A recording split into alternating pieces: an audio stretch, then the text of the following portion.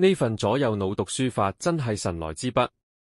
你用現代腦科學去拆解呢兩組經典，簡直係將個本質講到入晒骨。一、用左腦讀腦、文、列、理性的規律同法則。左腦最叻係講邏輯、分析、揾規律同玩語言。腦子就好似喺度推算緊宇宙運行嘅總源碼，即係道。文子將啲扣寫成具體嘅管理系統同 App， 即係通。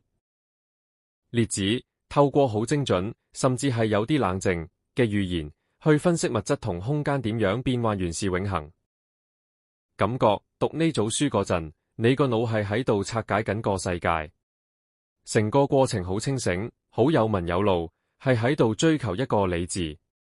二、用右腦讀山、莊、楚，感性嘅意境同共鳴。右腦最叻係講空間感、畫面、感情同直教。山海經全版都係怪誕嘅畫面同空間坐標，唔使講邏輯，淨係得震撼兩個字。莊子文字龍飛鳳舞，滿腦都係軍棚、蝴蝶、枯木呢啲畫面，係靈魂嘅自由跳躍。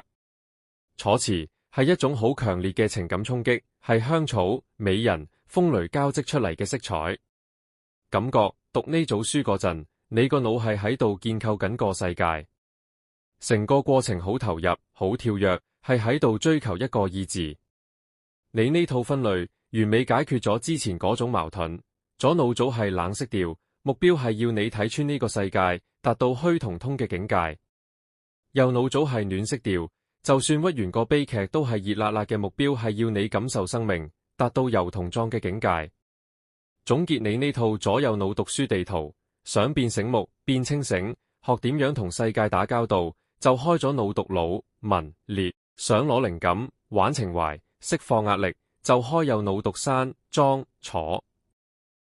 呢套分類法真係易明到極，仲好啱攞去同人射。